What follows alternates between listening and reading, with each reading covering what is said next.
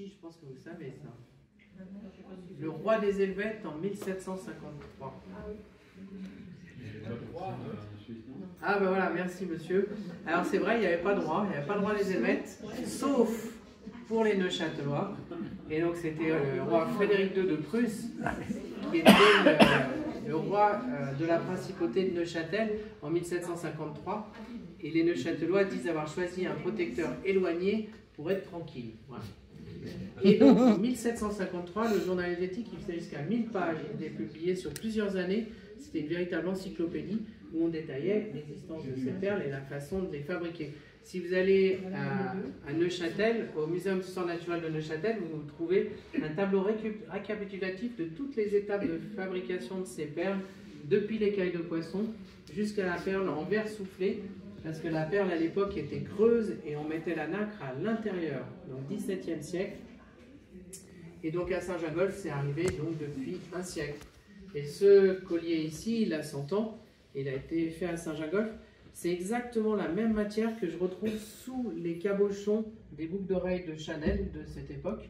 Et étant donné qu'il y avait 4 fabriques à Saint-Gingolph et que c'est les Parisiens qui ont amené les perles à Saint-Gingolph, eh bien, il est très probable qu'on ait fabriqué les perles pour Chanel. Il faut savoir qu'une seule fabrique, on a retrouvé un grand livre, c'était 13 600 colliers sur une année. Ah ouais. Des cristaux minéraux du même type que la perle de culture, des écailles de poisson, une couche de protection, ce qui nous permet de produire toutes les couleurs que vous voyez ici, même les plus exotiques comme celle-ci. Toutes ces couleurs existent dans la nature, comme vous pouvez le voir sur cette publication du journal Nature. Et donc on va voir ça.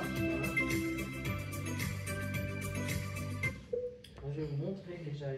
Lorsque la lumière arrive sur le cristal et que le cristal est très fin, comme ce que vous avez dans la bouteille qui circule, à ce moment-là, une partie de la lumière passe au travers et une partie est réfléchie. La partie qui est réfléchie, c'est ce qu'on voit miroiter comme des petits miroirs dans la solution et qui donne cet aspect soyeux. La lumière blanche est décomposée en rouge qui passe au travers et en vert qui est réfléchi, couleur complémentaire du rouge. Et on voit du vert. Et donc, une des qualités, elle ne peut pas se délaver, elle ne peut pas se flétrir, elle ne peut pas se passer. Tant que les cristaux sont intacts, la couleur qui sera produite sera toujours vive, brillante et lumineuse. C'est le principe de l'arc-en-ciel. C'est une couleur éternelle. Wow.